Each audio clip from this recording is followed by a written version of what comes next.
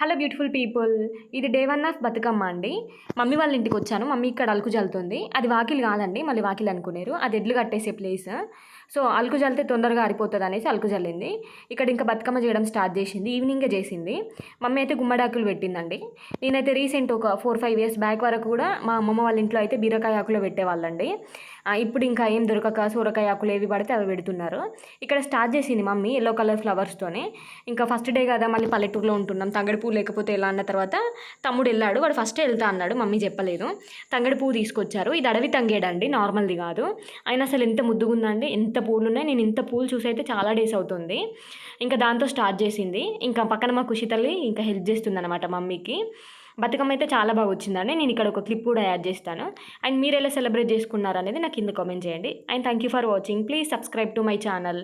మా బతుకమ్మ ఎలా ఉందో కింద కామెంట్ చేయండి. Thank you for watching.